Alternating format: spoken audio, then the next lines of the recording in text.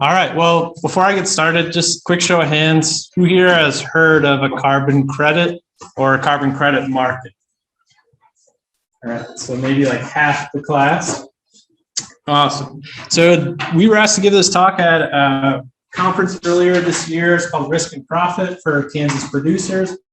And our goal in that was try to communicate what's currently happening with carbon credits in markets and try to give people an idea of how they can get involved. So today, we're going to try to shift that focus a little bit more and instead talk about it from the policy perspective, why carbon credits are taking the shape that they are, what the markets look like today, and why they've come about.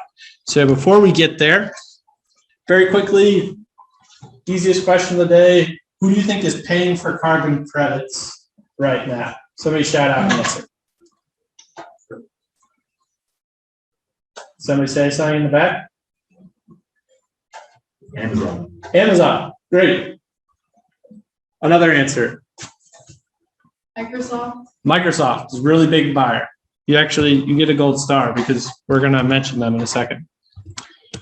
So in general, carbon credits have been a way for companies, especially large corporations, to meet corporate social responsibility pledges. To date, that's been the primary vehicle driving the demand for these carbon credits. We have companies like Cargill, where they're trying to generate carbon credits within their ecosystem to be able to then put those against the emissions that they are reporting every year.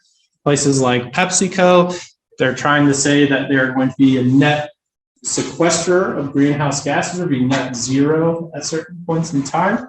And then we have Microsoft as well, right? So they're actually planning to be carbon negative by 2030, meaning that in aggregate, they would be putting more carbon into the soil or sequestering it than they would be releasing it into the atmosphere.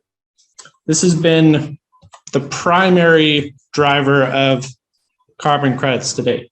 So if we think about a market, right, we're going to have some type of buyer, a seller, and then the role that we see some of the big players in these markets playing right now is that of an intermediary. Go ahead.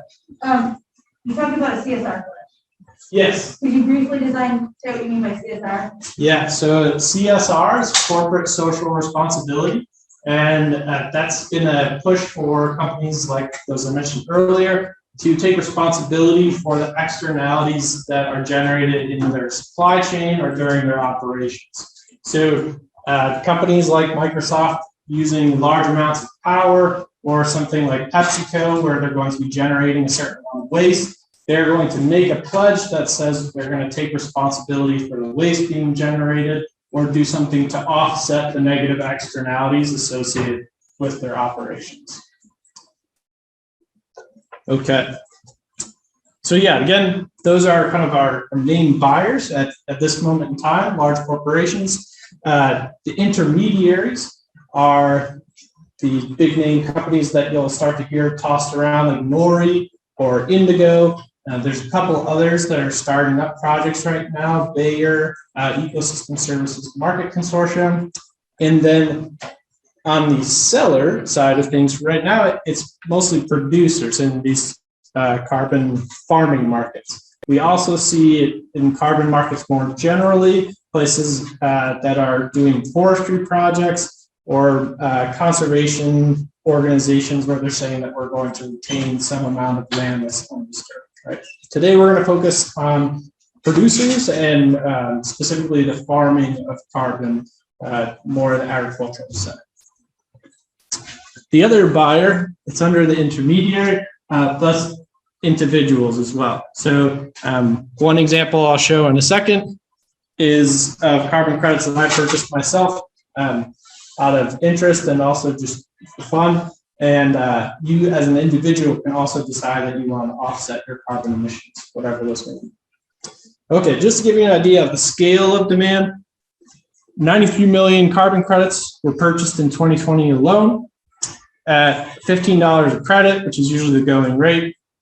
That's about $1.4 billion. So definitely a large market and one that's growing. As that last statistic shows, that's increased by a third since 2019. So massive growth in a very short amount of time. Just to give an example for the person who mentioned Microsoft, Microsoft decided they were going to buy 1.3 million metric tons of offsets, 200,000 metric tons of that, so that's about a sixth, right, is going to be from soil carbon sequestration. So we think broadly about carbon sequestration. Agriculture is a portion of that and a growing portion of the carbon sequestration that's being done. And then this other example that I have here is if you actually go on to Google Flights now and you type in, your destination, it's going to say what the associated emissions were. So right there, sometimes 72 kilograms of CO2.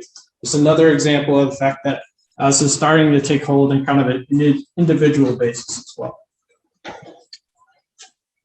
From a policy perspective, the biggest issue that we see right now concerns quality assurance in carbon credits. So how do I know that if I purchase a carbon credit in Kansas, that is equivalent to a carbon credit that's generated in Michigan? There's a couple of really big issues right now that translate into interesting policy questions. Broken them down into 4 categories. And if you want to write these down, I imagine these do well in turning into test questions. So these are additionality, permanence, leakage, and uncertainty. And I think I heard that you guys have discussed additionality previously. So does anybody want to describe additionality broadly? No? Okay. So I'll give you a hint in the context of carbon credits first, and then maybe I'll ask somebody to describe it again. So the first example here is an example where we would have concerns about additionality, right? We wouldn't want to be paying for a carbon credit if I have forest in 1950, and then I continue to have forest until 2020. There isn't any additional carbon that we would be thinking would be generated there. About 20 years after a land use change is when carbon dynamics tend to reach an equilibrium or steady state. And so there isn't any additional carbon being stored in the soil. Instead, it's just what's already existing. Whereas in the second case, let's say we pay somebody to turn some cropland into forest, there's probably going to be a net increase in soil carbon content. And so that is a case where we would see some additional carbon sequestration benefits being generated from that land use change. All right, so now does anybody want to venture a guess as to what additionality is? Like paying somebody for something that they're already doing. Exactly. So that's our concern, right? We don't want to be taking either taxpayer funds or our own private money and paying somebody for something that they would have been doing otherwise, right? Because then we aren't inducing any change from that payment or incentive. So we aren't generating anything that would have been novel or new. So this is a really important concern. And as we go down the line and we talk about the specific opportunities that exist right now, additionality, I would say, is one of the greatest determinants of the way programs are constructed currently. All right, how about permanence? Have you guys had to take like a soils class? Okay. So carbon, it isn't like a mineral, like gold, right? It's an organic substance. So over time, it breaks down, right? It gets used by organisms. The question of permanence is one of, if I enroll my acreage, let's say in a program that I use cover cropping, but then 12 years down the line, I stop cover cropping, is the carbon that was sequestered in the soil going to stay in the soil at that point in time? Or if I switch to no-till for the next 15 years, and then I decide that I'm going to change it up until once every 3 years, is all that carbon just going to be released and all the sequestration benefits that I had are going to completely disappear? So that's one of our questions about permanence. And if you think about this in the agricultural context, this is a really interesting question, because how are you going to pay somebody to stick with a practice for 100 years? What if they rent the land? Does the practice expire at the time that their contract expires? some really tough questions here and designing policies which can address people regardless of the way in which they farm the land is a really tough problem. Go ahead. Maybe you'll get to this. We talked about conservation easements. Are any of the contracts structured like that?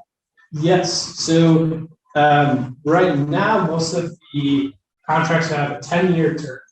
And so you say, I'm going to adopt no-till for the next 10 years. And then if those conditions are met, you'll receive the carbon credits generated during that 10-year period of time, and the contract ends. So that portion of it is different, that it isn't in perpetuity. Yeah.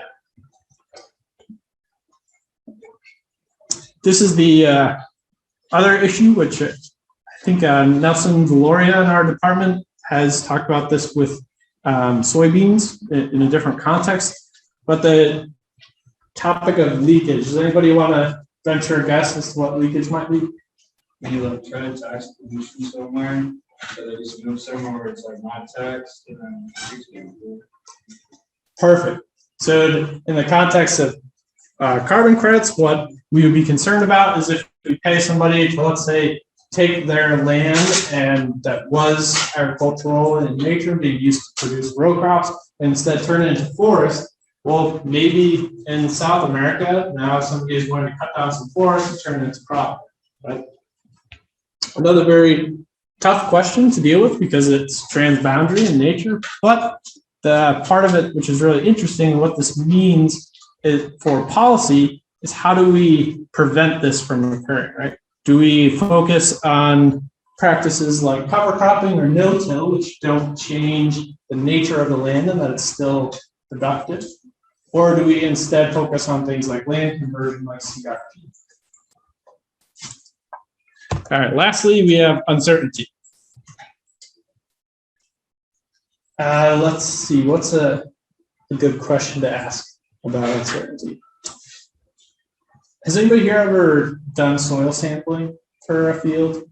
Okay, so if I take a soil sample here, right, and then I take 10 steps away, what are the chances that I'm going to get the same soil organic carbon value at both those places? Not great. Close to zero. So now instead imagine that you are a producer who's producing carbon credits on 100 acres. How do we come up with a reasonable estimate of how much carbon is being sequestered across that entire field or all of the fields in your operation, where we don't have you walking the grid and taking soil samples every 10 feet? That's a pretty tough problem. If I'm paying for the carbon that you're generating, though, I want to know you have a good solution to it.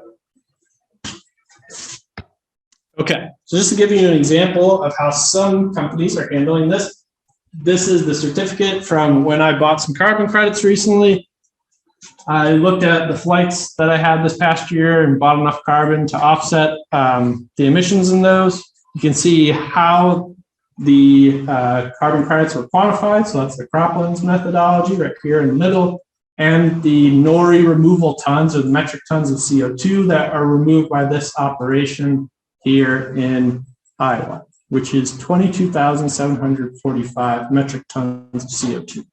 And then they'll also show you the places that these are being generated, right? So how does this assure me about, let's go with the additionality aspect.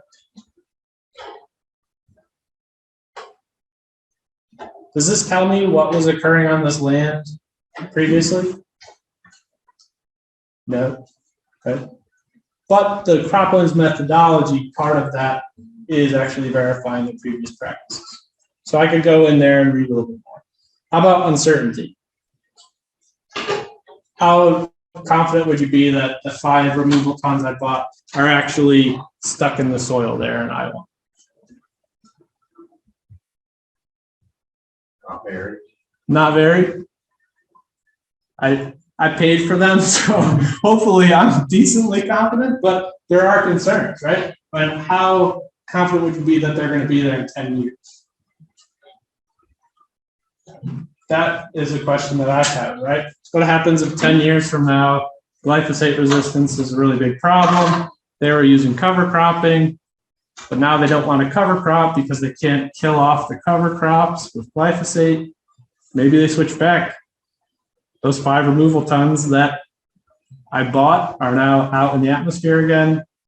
It's a serious concern for me as the person who bought these to try to offset some of my flights. Just giving you an idea of what that uncertainty can look like for the producer. These are estimates of changes in total carbon in the soil for different practices. And if you look on the end of the producer who, let's say this is a part of your farm budget, I'm trying to decide whether I should adopt this practice or not. It's a pretty wide spread. $8.25 per acre per year versus $12.25 per acre per year. Multiply that by 100 acres, is a pretty decent chunk of change that I have to now figure out whether I'm at the high end or the low end of that and what that means for my operation.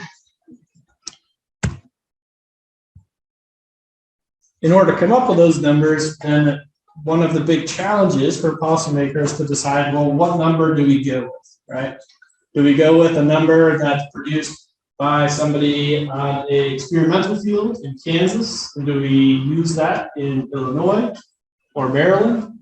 Instead, where we've landed is kind of this dual approach of measure and model. So instead of having somebody go out and pull soil cores every 10 feet, we've instead said, all right, you can take a couple representative samples, and then we're going to use some type of modeling technique. Some of the big ones here, Comet Farm, DMDC, or Century, are these crazy complicated process-based models. I think if you want to learn them, I looked into it at the beginning of my PhD. I would still be trying to learn a single one of them 3 years into it and probably be halfway there. So people spend a lot of time on these. One of them, Comet Farm, is also produced in collaboration with USDA. So if you think about that from the angle of a producer, and I'm trying to figure out which one of these tools to use, maybe the one that has a link to a government department with programs that are relevant to me is the one to go with. Okay. So now I want to talk a little bit about some Kansas examples, and then we're going to talk next about kind of what are some of the remaining questions and what does that mean if you're a producer in Kansas. But before I do that, are there any questions so far or concerns? Go ahead. So I have just 2 questions. Mm-hmm. So when, let's say you're a farmer and you want to practice, you just call up one of those intermediary companies and say, hey, they handle the rest? It depends. So I think I put the eligibility here. Okay. So yeah, these 3 examples. Perfect timing. Great question. So if I am a producer and I am going to adopt no-till or cover cropping, all 3 of these programs, I would be eligible to enroll in them just with those practices. But with Bayer, the only stipulation is that I have to adopt it after 2012 and then enroll my acreage in their software. So that's it. If I am, let's say, instead choosing Nori, I can't have enrolled that acreage in CRP since 2000, and I have to adopt that practice since 2010. Then you have to go through a separate verification process as well. And they sell all the things. That also depends. So that's one of the main policy questions that I'm going to come back to in a little bit and ask you why it matters. But first, here I have a question for you. Why would we not be allowed to put those acres in CRP since 2000? If you were to choose Nori as the intermediary you're going to work with, why is that one of their stipulations? What is CRP? Conservation Reserve Program. Perfect. What does it do? It's pretty much paying farmers to not want their land. Not just let it sit and be a wildlife habitat slash, like helps with the erosion and the land protection. Definitely. So have you talked about ecosystem services? We didn't use that word, we talked about CRP last week. Okay, awesome. So yeah, we're going to essentially generate ecosystem services. Because of that positive externality, right, we're going to compensate the producer for removing it out of production. So why would I not want, as you know, the intermediary NORI, to enroll your acreage if it's already been in CRP? Got 20-year time frame you're talking about. Yeah, so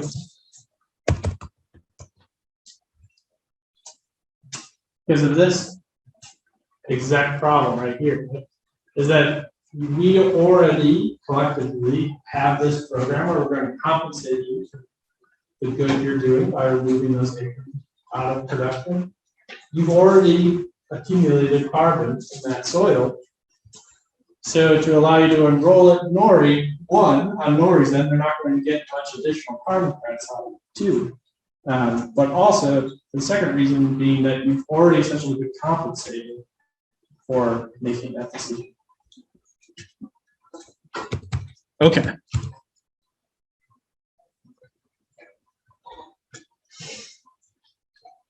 One other point that I'll bring up quickly, because it's kind of a hot topic right now, is in the data required column. Some of these have a lot more requirements than others, right? Production history requirements include things like your nitrogen applications, how frequently you're doing that, how frequently you're plowing animal waste. So it can be pretty in-depth. And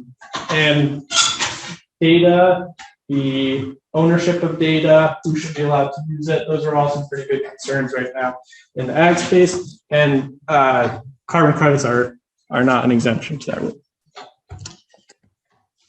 So this was more pertinent toward the producers that we were presenting with, but just to give you an idea of what the payments actually look like, NORI is giving right now $15 per ton, but their hope is that eventually that price will increase as the market becomes more open and competitive.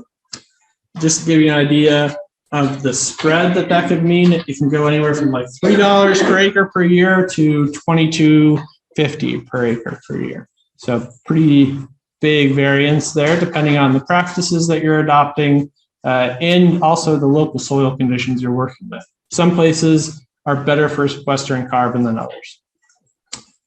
Bayer, on the other hand, pays you a flat fee for your practice. So this is what we call a pay for practice program. So for Bayer, you say, I'm adopting no-till or strip-till. They say, great, here's $3 per acre that you're doing that practice on per year. You don't have to take soil samples. You don't have to model how much carbon is being produced. You just receive that. So that is a pay for practice program. NORI and Indigo instead are going to take your production history. They're going to take soil samples if you provide them, and then they're going to come up with an estimate for how much soil you are sequestering in your operation. So that would be something I would call like a pay for the outcome of the practice instead. This bottom equation here is just to say that the return that you're getting isn't necessarily mean that it's profitable. There are some pretty significant transaction costs involved. This is the same for any program, I would say. So, enrolling your acreage in CRP, yes, you get certain compensation per year, but how much time and effort is it for you to put together all the paperwork necessary and apply for the program? Those are the transaction costs that are involved. Are there any risks of some of these companies not doing a good job? Like, some of them are really easy to get paid for, low standards, but then maybe they're going to get found out or stop paying. How big is that risk? Yeah, so that is a major risk, and depending on the company you work with, that risk is borne by the producer or the intermediate. So Bayer, for instance, is going to compensate you for those practices, but they are the ones who now own the carbon credits. So if the value of carbon credits skyrockets because perhaps US decides that all federal agencies have to be carbon neutral by 2050, Bayer is suddenly holding on to some very valuable carbon credits that perhaps are worth $50 a ton, and they paid you $3. Yeah. Yeah. Well, The $15, I know there's a big controversy with social plastic carbon, and you see numbers like $20, $50, and that's something of an academic exercise, but it has practical implications, and I've seen proposals for carbon tax that goes up to $100 per ton. What's the current status of that? Yeah, right now, the $15 per ton is what you're just getting from Nord. They just set the price. Indigo, it's trading at $15 per ton, and they set a floor of $10 per ton, price floor. But these are not free and competitive markets at the moment. So a nori removal ton isn't necessarily equivalent to a indigo removal ton of carbon. And that's a pretty major impediment. If we look at Europe, for example, carbon removal tons there are trading at $55 per ton. So if you think about if these are identical carbon removal tons, if I'm in Europe, I would want to buy Nori's carbon removal tons at $15. So one of the goals in this quantification question on the policy end is if you come up with a standardized procedure, you should be able to have a free market where the quantity of carbon sequestration has a known value, and we can kind of have this be an open market as well, a free market. If that occurs, then the producer, depending on the program, is going to be the one who bears the risk there. So if you are enrolled in NORI, for example, as a producer, you own those carbon credits. So I could sit on them. I could produce, like the person I bought carbon credits from, I could produce 22,000 carbon credits and then wait, and if the price goes up in 10 years, make a bunch of money. Alternatively, the price could collapse. And now I'm sitting with nothing.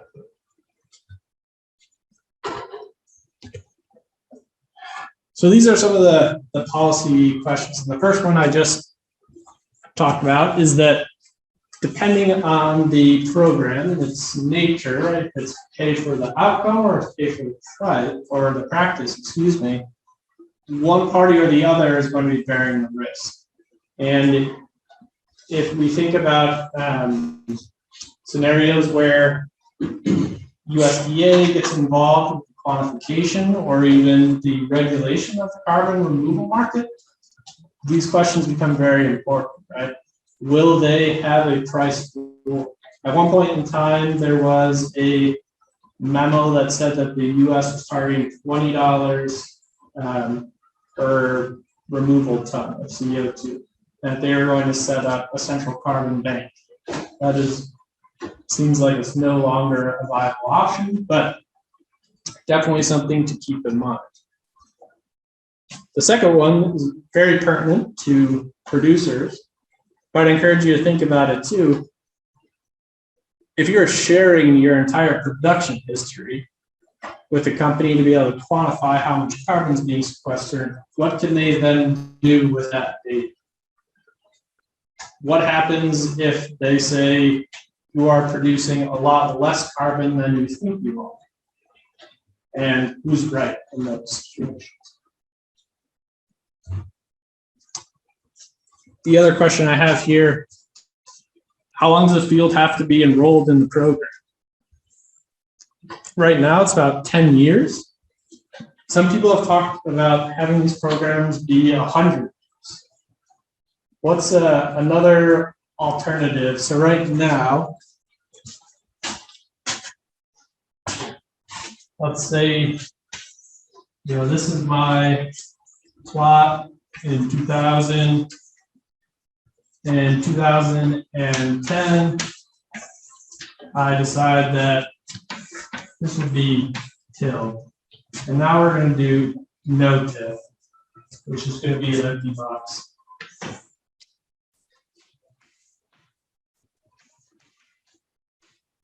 It's 2020, and so every year here, let's say I'm going to get 20 tons per year. So 400 tons, right? Is what I'm generating in those 20 years. Awesome. What can I do now as the way the policy currently stands? Now that it's 2020, and my contract is up, how could I make some additional money on this product?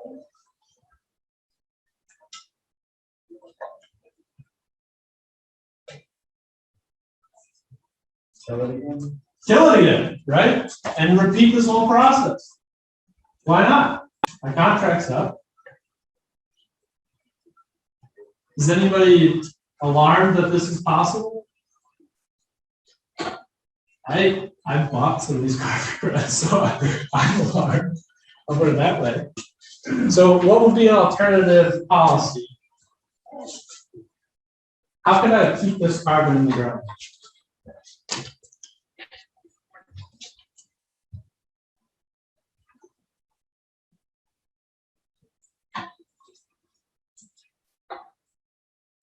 Right now, we're paying for carbon being put in the ground. What would be the alternative? Yeah, pay people to not take it out. And so that's very similar to what other policy instrument we just discussed. CRP, right? So instead of paying for carbon sequestered, we would pay for carbon retention. And that is an option that's been tossed around. What other reasons might this be more desirable policy to some producers? Would that work for producers who've been in no-till for 10 years? Perfect. So what happens if you start doing no-till in 2009 right now? Can you enroll in this market? No, is the answer, right? But you've already sequestered a whole bunch of carbon. The point being that from an additionality perspective, we shouldn't pay you for the carbon you've already sequestered, right? It was already the best decision from profitability or just from your own operational standpoint. So why should we now pay you? But it does make sense to pay you to retain that carbon. And so this is an alternative to the current system that's being discussed right now. The idea being that it might solve some of these concerns about people who already made the switch not being compensated, and the possibility of just redoing the cycle for people. How do they think about this being technology? No-till's a lot easier than it used to be. I'm sure in 20, 30 years, technology is going to evolve as well. Mm-hmm. Yeah, so I think that the short answer would be that that decision is left up to the producer. So there are definitely some pretty big changes that have to be made as far as the equipment that you have. And so there's been a discussion about things like stranded assets, where you make this conversion and then what if this carbon market opportunity collapses? I've made these large purchases. Is that where you're getting at? I just think like no-till may become actually the most profitable option. 20 years. So the technology is going to improve it. Right. I'm just thinking policies can adapt to that. I guess it'd be a pricing, carbon pricing. It's a nice way of saying carbon tax. Right. Yeah. Okay. The last thing I want to mention too is if you're interested in this and you want to see some examples of how this is currently playing out, there are kind of a couple things going on at the moment. So there's this Growing Climate Solutions Act, which one of the things which is really interesting about it is it's got a ton of bipartisan support, which is not always the case when you start including terms like climate change or environmental or sustainability.